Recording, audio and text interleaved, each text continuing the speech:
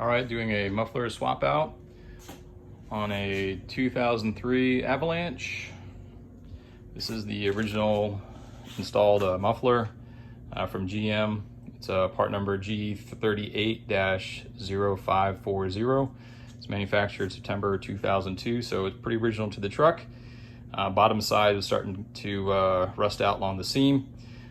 So decided to replace it with a new muffler. Now one thing you'll notice quickly is that we got one inlet and two exhausts, again leading into a Y pipe into the exhaust tailpipe, where the new one is just a single shot straight in and a single shot straight out.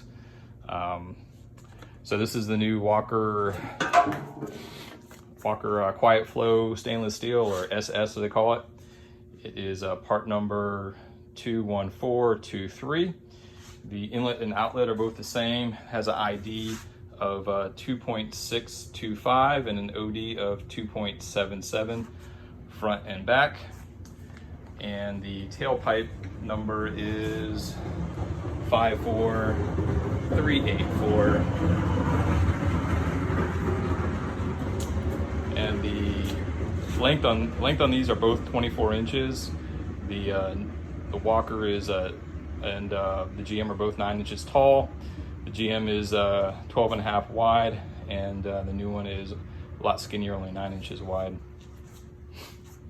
The new tailpipe has a ID of 2.45 and an OD of 2.625, so it slides right on into the new muffler. My plan is just go ahead and use a Walker 2 3/4 inch clamp on there. Now the way I got it off was I used a pipe cutter to work my way through. I got it almost all the way through with it. First time using this, seemed like I needed to get more of a rotation on it. I was just working the pipe back and forth, or the cutter back and forth, maybe 30 degrees. So that left the top uncut and the bottom uncut. Then after that, I used a grinder with a cutting wheel on it to get the bottom, but then to get the final part of the top, had to cut it off with a hacksaw. Probably a reciprocating saw is going to work better to chop right through it, but I was pretty impressed with the pipe cutter. Takes a little bit of forearm strength to work through it all. So in order to drop, I managed to drop the old muffler out in one piece. In order to drop it, just need to go ahead and drop the spare tire down right there, and then I jacked up the side of the truck a little bit. You can't see it, jack stands. Jacked it up about 4 inches, and that just gave enough room to move it towards the front of the truck and get it over the rear axle. And then it went out pretty well. So the plan is to reconnect everything, not welding anything. Again, the back, I'm going to go ahead and use a clamp from Walker 2 3/4, and then on the front side, I'm either going to expand the midsection pipe. The midsection pipe is actually the same diameter as the inlet of the muffler, so I need to either expand it a bit, or I'm going to go ahead and use one of these stainless butt clamps available on the Amazon. So see how it works out. So one more thing to notice are the hangers. If we line up the hanger right behind the muffler, they look pretty well. The new muffler is pushed a bit more forward, moving up to here. So that might work out well if you need to cut off your mid pipe a bit more, so you can have something to work with, more material. And then the back, a little bit of offset. Might need to hammer something over to get it lined up a little bit better. Okay, off to plan C. The original plan to open up the old intermediate pipe with this expander tool didn't work.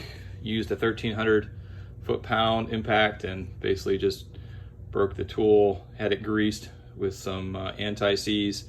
That wasn't the issue, just too much friction, too strong of a pipe. It's not aluminum or thin wall.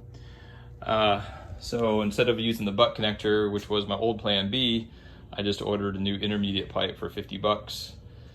And this is a Walker 53408. So drop it in and see how it goes. Okay, so the mid pipe slid in pretty well. Didn't really have any issues getting it disassembled and reassembled. I did have to leave the connection a little bit, about 3/8 or so. A little extended past the male-female connection on the front and on the back. You can see that there. Just use the Walker U-clamps, worked out pretty well. And the reason why is, if you look at the tailpipe kind of sticks a little bit close to the cladding. So I just wanted to try to get it back a little bit more.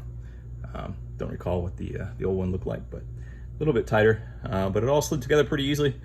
No real issues.